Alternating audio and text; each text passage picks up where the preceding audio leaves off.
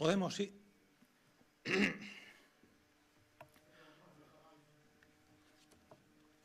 A ver se me impoño ao cortacéspede. Bueno, moi bons días e, como sempre, moitas gracias por asistir a esta rolda de prensa na que queríamos dar conta dos acordos tomados na Xunta de Portavoces que acabamos de celebrar e na que se concretou, a orde do día do pleno ordinario que se vai celebrar a vindeira semana. Unha Xunta de Portavoces, por certo, que celebramos xusto cando se cumple o primeiro ano de celebración do pleno de Constitución do Parlamento galego desta 12ª legislatura. Legislatura na que continuamos traballando cunha sesión plenaria na que daremos un paso máis no marco legislativo galego coa aprobación da nova lei para o desenvolvemento e impulso da inteligencia artificial en Galicia. Unha norma coa que Galicia se converte na primeira rexión europea en regular por lei o deseño, a adquisición e uso da inteligencia artificial, primeiro na Administración e máis tarde en toda a sociedade galega. O obxectivo, como xa quedou de manifesto tanto na presentación da lei por parte do Goberno galego como durante a súa tramitación neste Parlamento, onde chega ao seu debate de aprobación definitivo, sen votos en contra, por certo, quero sinalar por parte da oposición, é garantir un desenvolvemento e utilización da inteligencia artificial ética, segura, fiable e centrada nas persoas. Galicia pode e debe asumir o papel de liderado que lle corresponde na conformación dunha rexión intelixente a través da ordenación e xestión dunha das tecnoloxías que, sen dúbida, está chamada a marcar o futuro da humanidade. Pero un liderado baixo supervisión humana permanente desa utilización da inteligencia artificial de xeito que estean sempre garantidos os dereitos fundamentais dos cidadáns. Pasando ao apartado de comparecencias do Goberno galego, neste pleno volveremos a ter unha dobre comparecencia. En primeiro lugar, o conselleiro de Presidencia, Xustiza e Deportes comparecerá por petición propia para informar sobre as liñas xerais do seu departamento. E, en segundo lugar, a conselleira de Economía e Industria comparecerá, tamén por petición propia, para dar conta da situación dos proxectos industriais estratégicos na nosa comunidade. Nunhas datas nas que o protagonismo está acaparando a aprobación desa declaración de impacto ambiental do proxecto que Altri quere implantar en Palas de Rei, pero na que a conselleira exporá que a estrategia industrial do Goberno galego expándese tamén por outros ámbitos, non? Como quedou ben patente, mesmo no Consello da Xunta celebrado onte, no que se aprobou o Plan Director da Automoción, que prevé inxectar máis de 230 millóns de euros no conglomerado industrial da automoción galega durante o trienio 2025-2027. E todo isto sen esquecernos, por suposto, da importancia do sector eólico, coa proposta de repotenciación de parques eólicos, ou por ese momento complicado que vive este sector ante a preocupante paralización judicial de parques, ou tamén noutros ámbitos industriais como o naval, os parques empresariais ou a propia industria forestal. Xa dentro do apartado de proposicións non de lei, o Grupo Popular vai fixar a súa atención na indignante situación na que se atopa a autoestrada AP9 logo das afirmacións realizadas no Congreso pola Secretaria Xeral de Transporte Terrestre do Ministerio de Fomento, asegurando que o rescate da concesión da AP9, abro aspas, non é viable polo altísimo volume de gastos que conlevaría inasumibles agora mesmo polo Estado.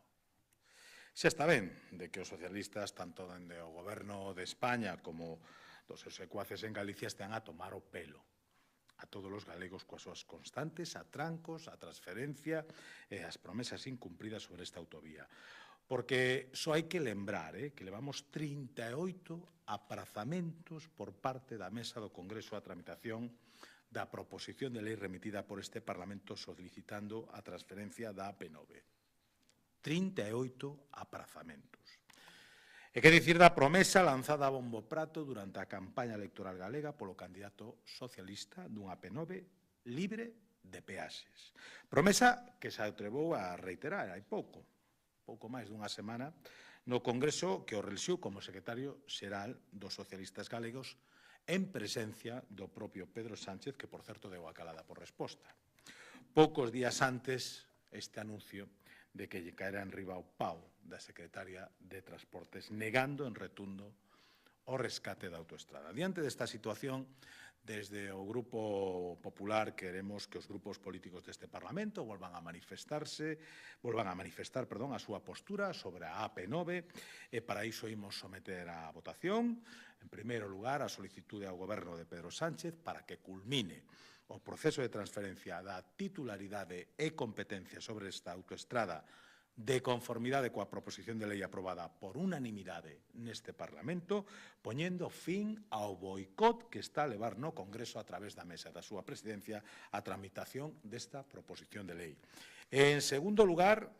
reiterando a demanda da gratuidade inmediata das peaxes, tanto na AP9 como na AP53, en cumprimento do compromiso adquirido polos socialistas durante a campaña electoral galega e recentemente reiterado polo secretario xeral dos socialistas galegos no Congreso celebrado recentemente en Santiago.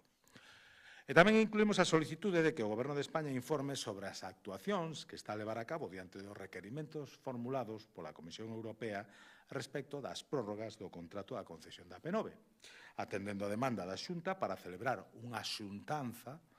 co ministro de Transportes co xeito de abordar todas estas cuestións de xeito persoal e directo, que creemos que é o que corresponde nunha democracia normalizada.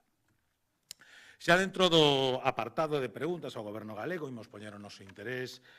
preferentemente na cuestión que creemos que preocupa prioritariamente os galegos, como é o tema da vivenda. Así, por unha parte, pedimos que se nos informe sobre a falta de diálogo do Goberno de España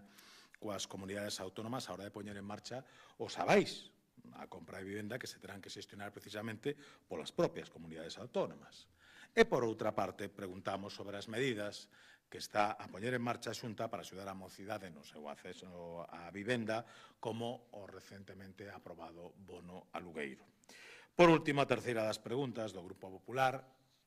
ten como objetivo coñecer o balance da implantación por parte da Xunta dos plans locais de saúde, logo de que recentemente se asinaran 24 novos plans locais, alcanzando xa os 92 centros de saúde en toda Galicia. Polo tanto, estas son as cuestións que van a centrar o noso interese de cara ao Pleno e, a partir de aí, poñerme a vosa disposición para respostar cualquera cuestión que consideredes do voso interés.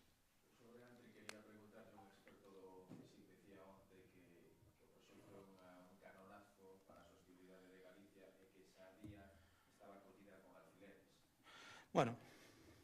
eu respeto moito o criterio de todos os expertos, incluso os que expresan a súa opinión atacando institucións públicas como o Congreso a base de xugo de remolacha, como que caracterizou, por exemplo, a ese experto do que vostede me fala. Dentro dese respeto que teño a todos os expertos, teño un enorme respeto polos expertos da Xunta que son os que teñen a obriga legal de elaborar os informes e, polo tanto, como non pode ser de outro xeito, nunha administración normalizada, teremos que atender o criterio que nos marcan os expertos predeterminados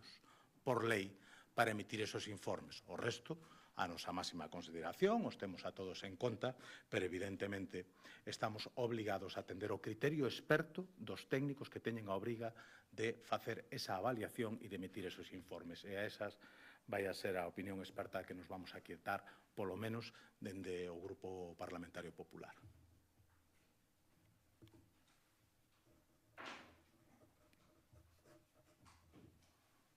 Algúnha outra cuestión? Non? Pois nos vemos na seguinte rolda de prensa, que creo que nos toca o venres, verdade?